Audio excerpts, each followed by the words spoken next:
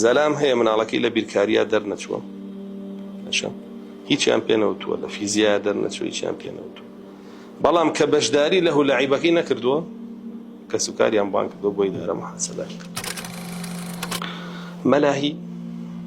ئەو بابەتانی کە ئینسان لە ئەدا لە دین و مەشغوڵیەکە بە دنیاوە ئەمڕۆ جامیعەی هەیە قسمی هەیە لەناو جامیعەکانە معهدی هەیە ئەمڕۆ منهەجە ئەخوێنرێ لە مەکتەبەکانە ئەمڕۆ دکتۆرای تایە خەڵک تیا بە پرۆفیسۆر خەڵک ئەمڕۆ دکتۆرای هێناوە لە جوزەلە لێیانە دکتۆرای هێناوە لە عود لێیانە دکتۆرای هێناوە لە کەمانە دکتۆرای هێناوە لەوەیە ئەمڕۆ خەڵک دکتۆرای هێناوە لە دەمیە لە دەنگیە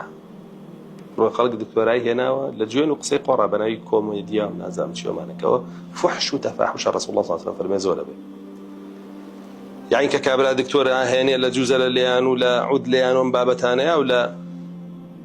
بەحسابی خۆی کۆمێدیا و هەزەلیاتە ئەمە ڕسوڵ الله صلی الله علیه و فەرمێ بەچی ناوی بردووە ويظهر المعازف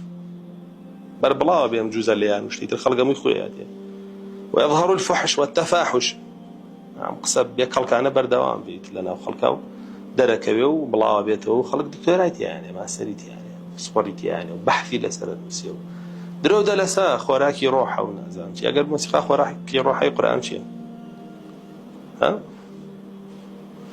ئەبێ بڵێ ئیبن مەسعود فەرمی مۆسیقا خۆراکی ڕۆحی دڵی منافقینە چونکە فەرمی ينبت النفاق في القلب بەڵام قورئان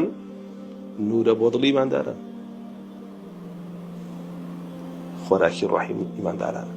خۆت یەکلایی کەرەوە ئەو ڕۆحەت کام خۆراکی دەرخوارد هی منافقی یا هی مؤمنی خۆت یەکلا کەرەوە ئەوە ئەمڕۆ ئەوانە پێیانەوترێ هونەر و پێیانەوترێ نازانم چی ناوی باق و بریقیان بۆ هێنا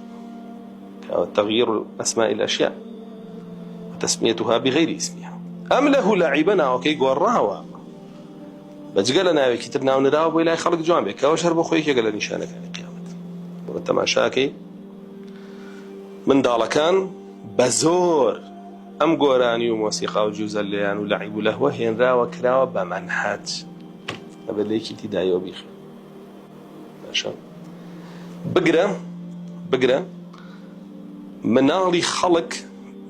مناڵی خەڵک کەم و کوڕی هەبێ لە دەرسە عیلمیەکانە چاوپۆشی لێکەن لەو جوزە لە لێیان و مۆسیقا و گۆرانی و لە هولەعیبە هەیبێ محاسبەی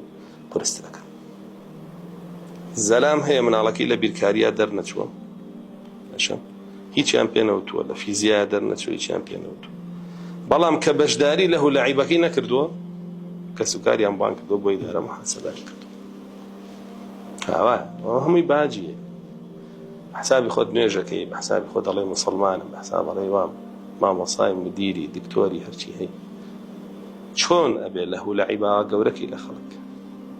و عیلمی حەقیقیشی لا بچووکەیتەوە ئەمە پەروەردەکەتە ئەمە تەعلیمەکەتە فێرکردنەکەتە